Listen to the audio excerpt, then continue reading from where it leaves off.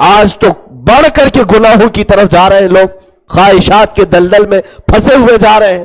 آج کا دن پورا زنا کے طور پر منایا جا رہا ہے۔ میں اپنی بچیوں سے کہوں گا، بعض ہمارے بڑے لوگوں نے اس کو یوم حیا کہا ہے، بہت ہی اچھا ہے۔ یہ ویلنٹائن ڈے نہیں ہے، یوم حیا ہے، حیا کا دن ہے۔ بچیاں اپنے گھروں سے یہ پیغام دیں، نو ویلنٹائن ڈے۔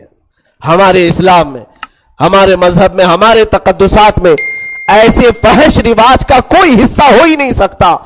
اگر تمہاری خواہشات ہیں، اپنے ماں باپ سے کہو شادی کروا دیں، نوجوان جائیں، نکاح کا پیغام بھیجیں کسی کو۔ اللہ کے حبیب صلی اللہ علیہ وسلم نے تو یہ فرمایا تھا، نکاح کو اتنا آسان کر دو کہ زنا کرنا مشکل ہو جائے، اور یہاں بات ایسی آ گئی کہ زنا کو آسان کر دیا گیا، نکاح کو بہت بھاری بنا دیا۔ اے میرے عزیز بچوں، جوانوں اور بچیوں، آج کے دن شیطان تمہیں بے حیائی کی طرف بلا رہا ہے۔ جن نوجوانوں تک اسلامی تعلیمات نہیں گئی ہے، ہمارا یہ میسج ان تک فارورڈ کرو، ان تک پہنچاؤ کہ تم اپنے جسم کو غلاظت کے دلدل میں نہ ڈال دینا، ورنہ یہ دھبے صرف اور صابن کے پانی سے بھی نہیں دھلے جاتے ہیں۔ ایک بار تمہارے حیا پر، تمہارے پردہ عفت پر جب داغ لگتا ہے تو پھر یہ جلدی کوئی دنیا کا پانی دھل کر صاف بھی نہیں کرتا۔ اس کی عمر ہو جائے، اس کا نکاح کر دیا جائے۔ رسول پاک صلی اللہ علیہ وسلم نے فرمایا 5 چیزیں ایسی ہیں جس میں تاخیر کرنا گناہ ہے۔ ایک، نماز کا وقت ہو جائے تو نماز پڑھنے میں تاخیر کرنا۔ دوسرے، جب کسی کی موت ہو جائے تو جنازہ اٹھانے میں تاخیر کرنا گناہ ہے، جلدی اٹھایا جائے۔ تیسرے، جب بچی جوان ہو جائے، بالغ ہو جائے تو اس کے نکاح میں تاخیر کرنا گناہ ہے۔ گناہ بڑھتا جائے گا، بچیوں کے اچھے رشتے آئیں، پڑھائیں لکھائیں، میں اس کے خلاف نہیں ہوں۔ کیا شادی کرنے کے بعد بھی اگر وہ پڑھ سکتی ہے، اپنی پڑھائی کو جاری رکھ سکتی ہے، تو اس میں کون سا اعتراض ہے، کون سی خلاف بات ہے؟ لیکن ان کے گھر جلدی بسائے جائیں، اس لیے کہ شیطان ہمہ وقت دماغ پر سوار رہتا ہے اور غلیظ خیالات انہیں ڈالتا ہے۔ اسی طرح نوجوان لوگوں سے بھی، اور جو بڑے لوگ ہیں، یہ نکاح کو آسان بنائیں، نکاح کو آسان کریں۔ آج کے دن میں سب سے یہی گزارش کروں گا، بچوں سے، بچیوں سے، اس برے رسم و رواج کا کلی طور پر بائیکاٹ کریں۔ جب کسی سے زنا ہو جاتا ہے تو اس کی کتنی خرابیاں جانتے ہیں؟ 15 مصیبتیں اس پر اللہ نازل فرماتا ہے۔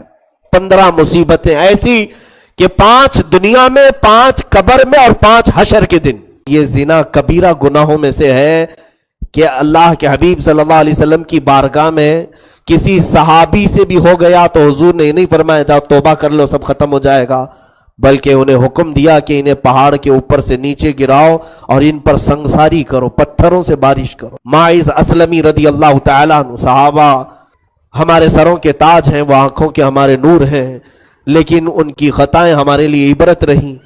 سنگسار کیا گیا تو ماں و شما کا حال کیا ہے میرے عزیزو؟ یاد رکھنا، اللہ رب العزت تمہارے ہر چیز کو، ہر فعل کو دیکھ رہا ہے۔ یعلم خائنۃ الاعین وما تخفی الصدور، اللہ تعالیٰ آنکھوں کی خیانت کو بھی جانتا ہے اور دلوں میں گزرنے والے حالات کو بھی دیکھ رہا ہے۔ وہ بچے اور بچیاں جو اپنے گھروں سے ماں باپ کو بول کر گئیں کہ آج کالج ہے، ہمارے کلاسز ہیں، فلاں جگہ جانا ہے، ملنا ہے، اور پھر ماں باپ کو دھوکہ دے کر کے اگر اپنے معشوق اور اپنے محبوب کے ساتھ رنگ رلیاں منانے کی کوشش کر رہے ہیں، ہو سکتا ہے کہ تم نے اپنے ماں باپ کی آنکھوں کے پر دھول جھونک دیا ہو، تم نے اپنے بھائی بہنوں کو چھپ کر کے اپنے جسم کو غلیظ کر لیا ہو۔ یاد رکھنا، جس خالق نے تمہیں پیدا کیا وہ ہر لمحہ تمہیں دیکھ رہا ہے، ہر آن تمہیں دیکھ رہا ہے۔ جس وقت تمہارا بدن آشکار ہوتا ہے اس وقت بھی رحمان تمہیں دیکھ رہا ہے۔